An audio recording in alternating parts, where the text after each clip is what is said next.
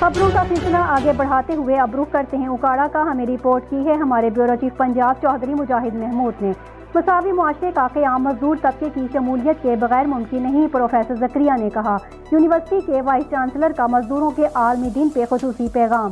یونیورسٹیاں معاشرتی مساوات اور تمام طبقات کی معاشرتی دھارے میں شمولیت جیسے نظریات اپنے تعلیمی نظام کا حصہ بنائیں تاکہ نوجوان نسل کو ایک مساوی اور انصاف پہ مبنی معاشرے کے قیام کے لیے تیار کیا جا سکے۔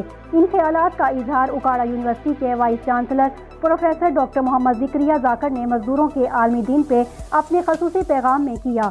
ان کا مزید کہنا تھا کہ یونیورسٹیاں تاریخی اعتبار سے معاشرتی تبدیلی اور اقتصادی ترقی میں اہم کردار ادا کرتی رہی ہیں، لیکن یہ تب ہی ممکن ہے جب معاشرے کے تمام طبقات بالخصوص مزدوروں، خواتین اور اقلیتوں کو معاشرتی دھارے میں شامل کیا جائے۔ پروفیسر زکریا نے اس بات پہ زور دیا کہ مزدوروں کے لیے کم از کم اجرت کے تعین اور ان کے کام کرنے کے لیے ایک باعزت اور محفوظ ماحول کی فراہمی کو یقینی بنانے والے قوانین کو مزید سخت کیا جائے اور ان کی عملداری کو یقینی بنایا جائے۔